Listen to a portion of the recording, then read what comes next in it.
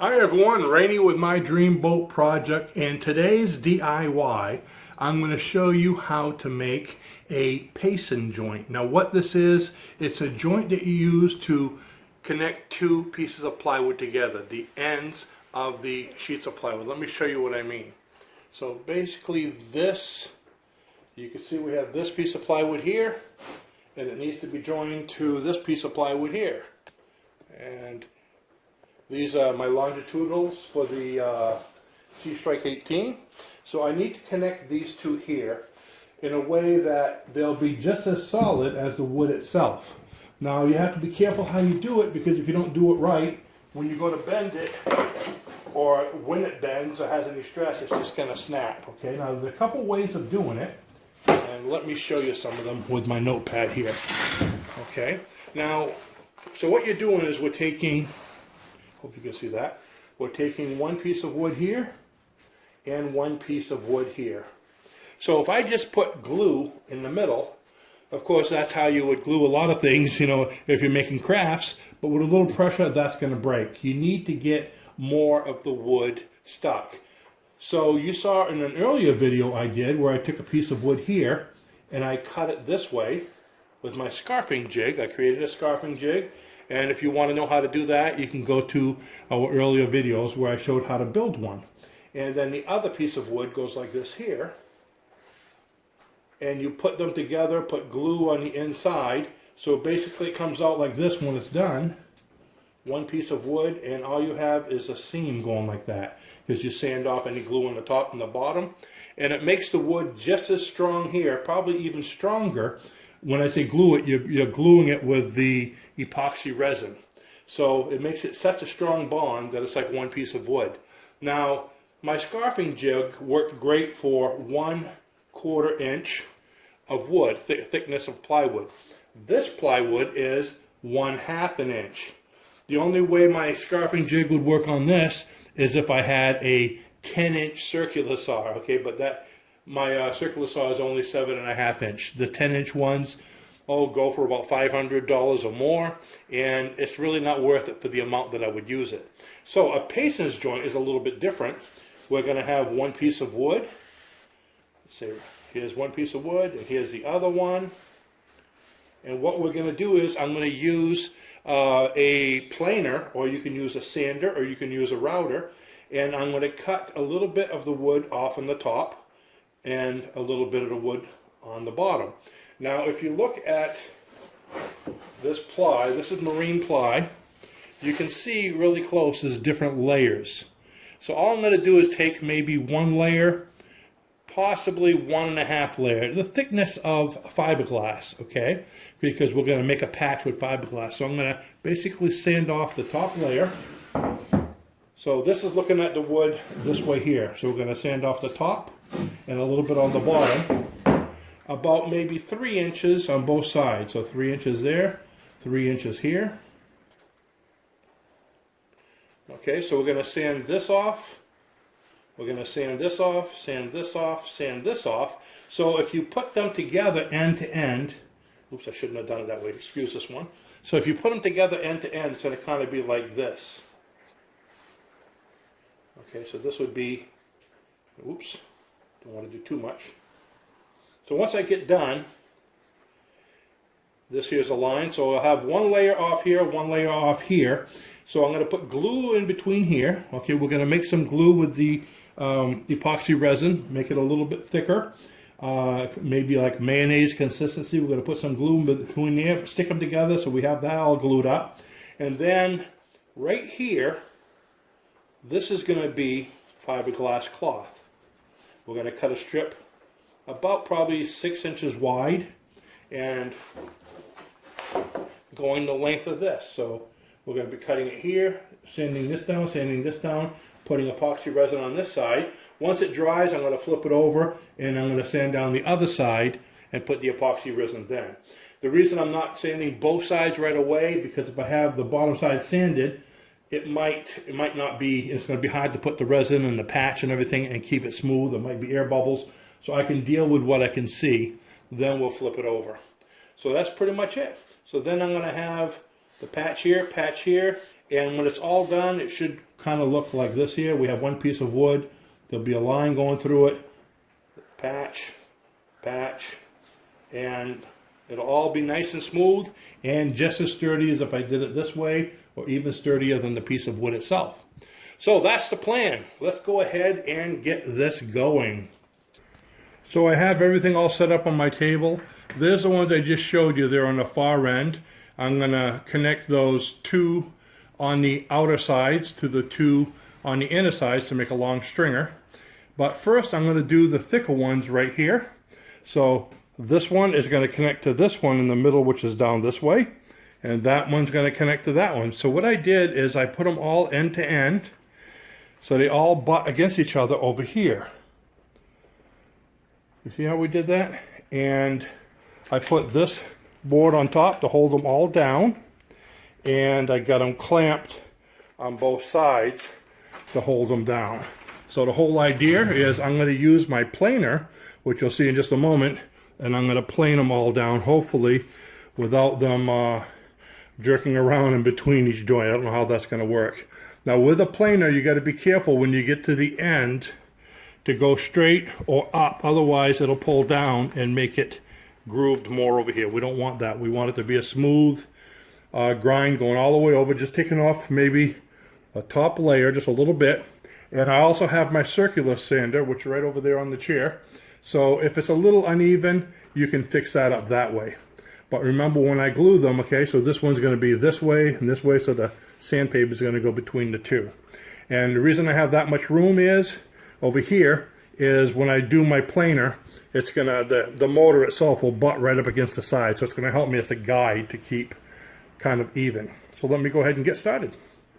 Okay, so I'm hoping you're going to be able to see what's going on here. I moved the table over to keep it all within view. So let's go ahead and see how this works now.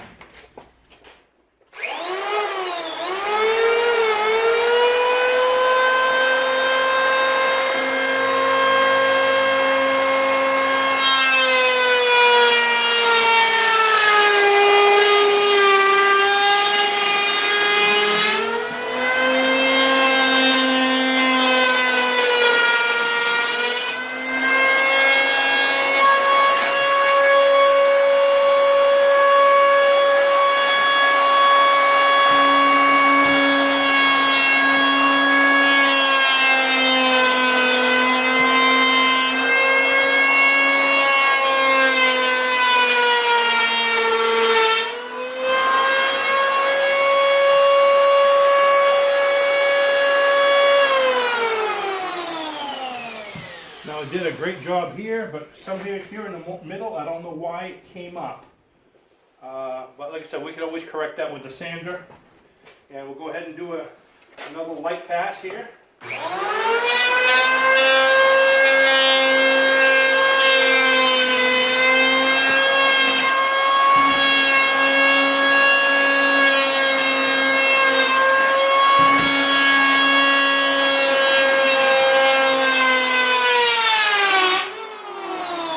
You can see the different layers, how it gets browner.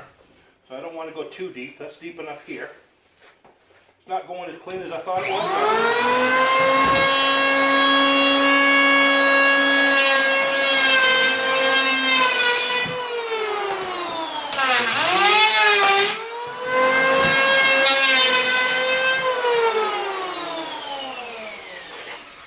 I'm just going to go like that for now.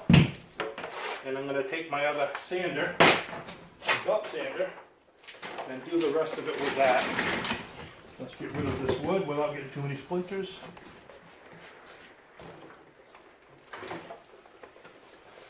Now if it doesn't come out real clean, don't worry about it, because fiberglass resin fixes everything, okay? The whole idea is if you have enough of an indentation there,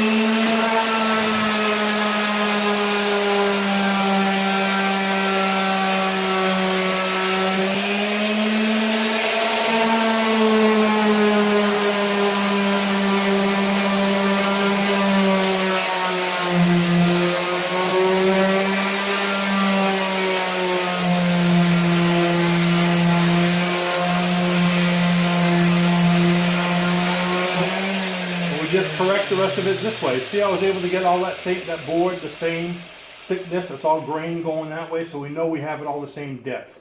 I'm going to come back and get this piece here probably with my belt sander later.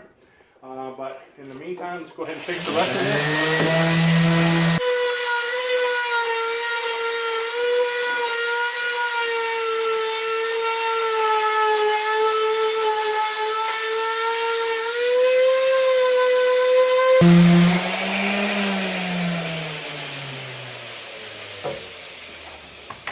So instead of you watching this for 20 minutes, what I'm going to do is I'm going to go ahead and finish this up, get the other one, get them all sanded, and when I get to the point where I'm ready to resin it, I'll go ahead and turn the video back so you can see this.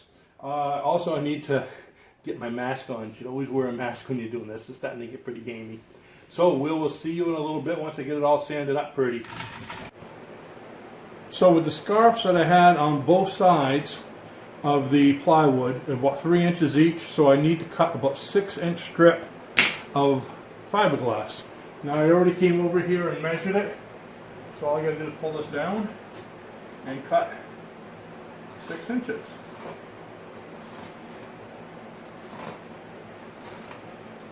This is a 12.5 ounce fiberglass.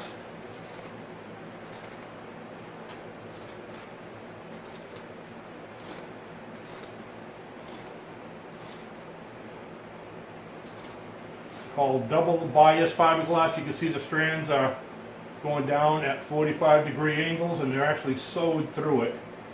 You can see the stitches going this way.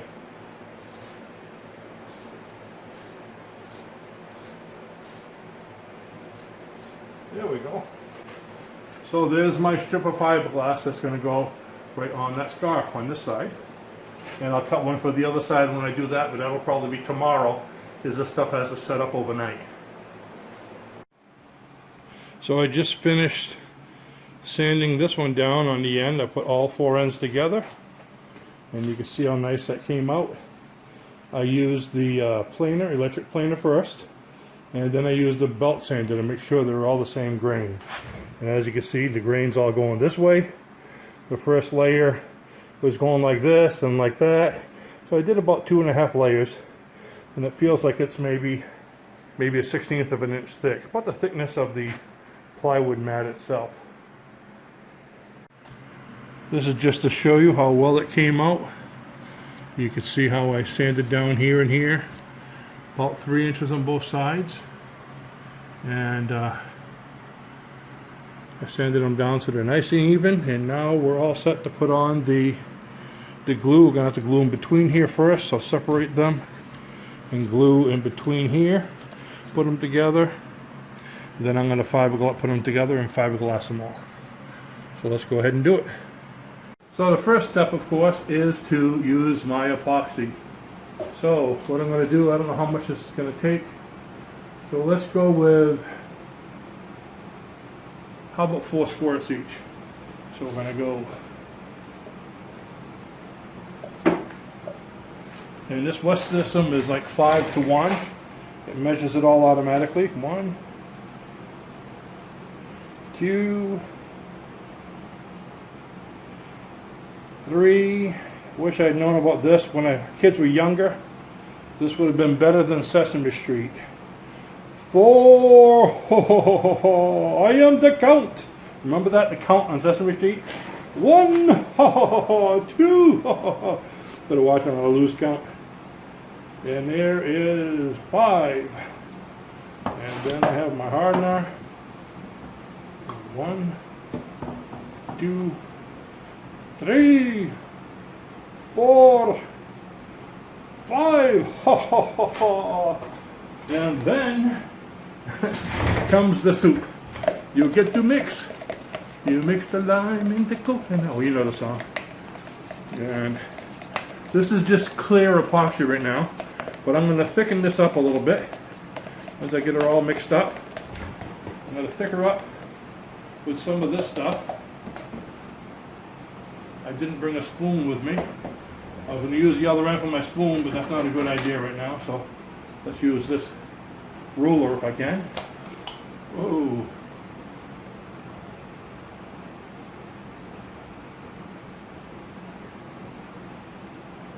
I always have a tendency of putting too much in. Hopefully I didn't. Now this stuff here, this is microfiber adhesive. This white stuff, it's really fluffy. You can probably see some of it flying around, so I'm trying to blow it away with a mat. Okay, so you want to keep it away from your face. You want to make it kind of a thicker consistency, one that's going to at least stay on the wood and adhere, and not just all seep out all underneath the plastic there. So I want to have a little bit of a thick consistency, a little bit thicker than that.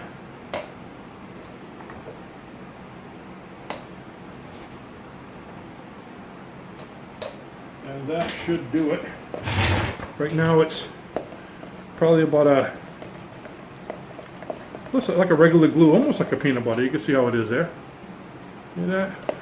Ooh, that's flying everywhere. I should have worn my gas mask instead of this. I'm going to back up and get out of the white cloud here.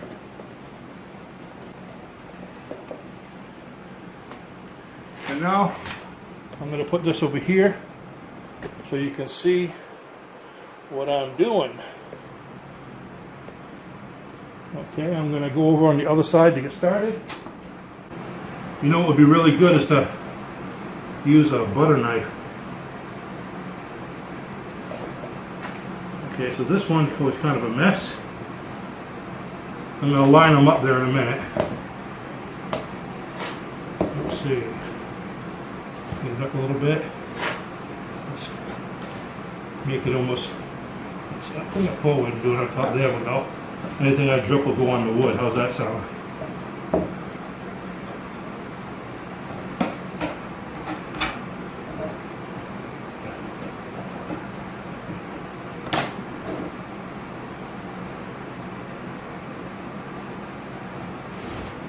Make sure there's some on both sides.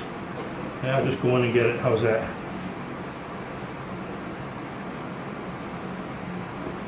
And be sure to put plastic under your wood when you start. The plastic is going to make sure it's not going to stick. There we go. Okay, now something important I need to do. I'm going to wipe this off my hands here. I need to make sure these are all lined up perfectly now before I go too far. And how am I going to do that? Well, I got a ruler type stick on the other end that I'm going to use to make sure they're all lined up. The top needs to be level, so I made it. I have a level stick here.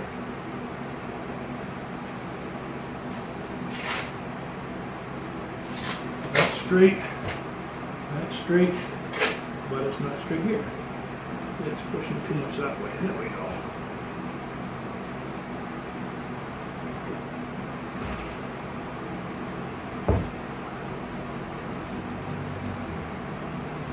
There we go. This one here, I find if I take these and squish them real tight, they kind of come together straight too. Oops. This is the end that needs to be straightest. So now what I'm going to do is mix some more resin in here. I'll get some of this out and I'm going to pour some other resin, make some other thinner resin to go in there. So let me find a place I can get rid of this. And make sure this hasn't moved because I just hit it with my leg. Okay, so now for the paintbrush. Let me get it all wet. And this is so I can get this prepared to put the fiberglass on. Want to make sure it soaks in the wood because I don't want to have bubbles underneath.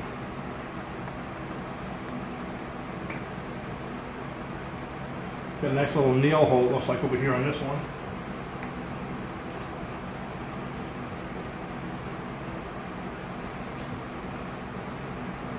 There we go. And also by putting a little bit underneath, it'll help to hold the fiberglass there too when I'm getting ready to do the outside.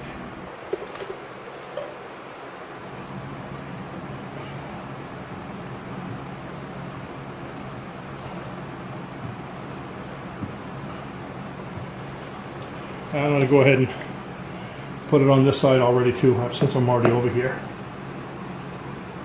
Why not? And once you put enough of it on, it should make the fiberglass pretty much transparent.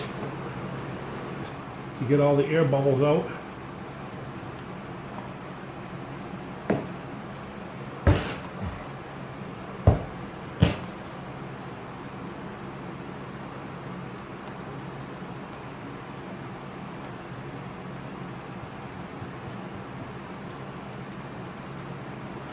So the whole idea is that fiberglass fills up that little hole that I made,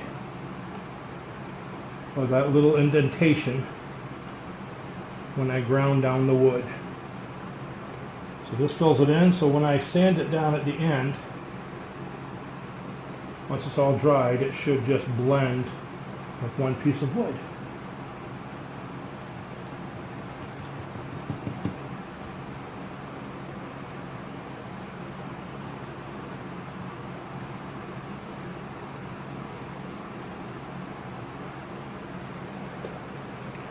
And what you do so you don't have bubbles is that's what this is for. It rolls out any air bubbles underneath. See that, how nice that does?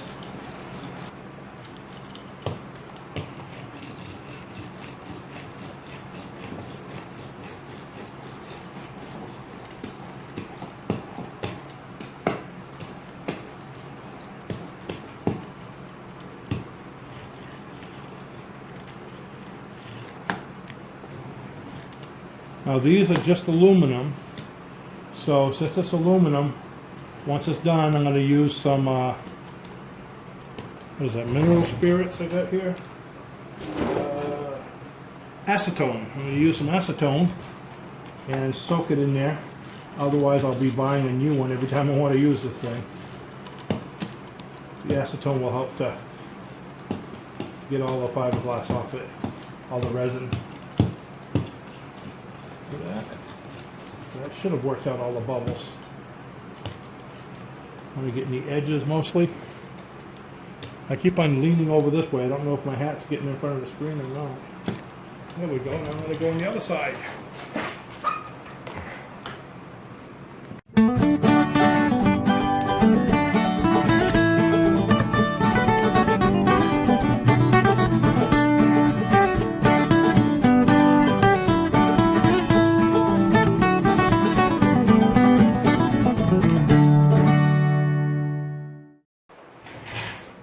And there you have it. I think it's looking pretty good. Of course, the proof's in the pudding. I'll find out tomorrow. I don't want to keep on messing with it. Looks like the roller seemed to work better than the paintbrush for spreading it out. I decided I wanted to try a little test here. What I'm going to do on half of this, the far half, I'm just going to take this plastic and put it on top just to see how it works out. My hopes are that by putting this on top and spreading it out, I'm going to have less to sand down in the morning, because it's making it nice and smooth just the way I want it to be. So in the morning we're going to compare each one to see which one came out best. Alright, it's now about 12 hours later. Actually, it's the following morning from when I did these fiberglass patches. So let's take a look at how they turned out. Now here's the first two right over here. This one came out really nice and smooth. I like the way that looks. And the second one came out good. Now remember I said I was covering this one with plastic, which I did. Let's see. And I thought it would make it smoother, and yeah, it did make it smoother. It filled it in, but it seemed to make it really thick. And there seems to be like a lot of indentations in the top, not air bubbles, and nothing, you know, no air bubbles underneath. It's just indentations in the top. I'm not going to do that again. I see there's a lot of sanding I'm going to have to do, but hey, it was a test. Wanted to see how it would work, and maybe if I had spread it out a lot thinner, it would have been nice.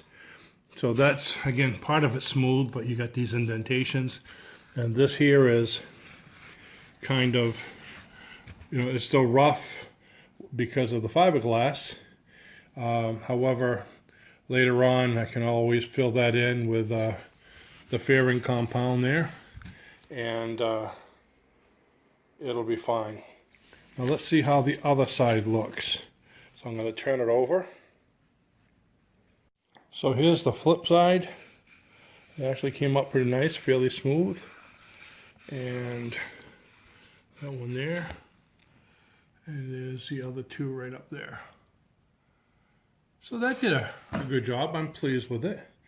So now what I'm going to do is I'm going to sand off some of the stuff here in the corners. I'm going to clean that up a bit on the edges on both sides. And then I am going to take my planer, and I'm going to make another 3-inch swipe going through here, I should say right here. So 3-inch on this side, 3-inch on that side.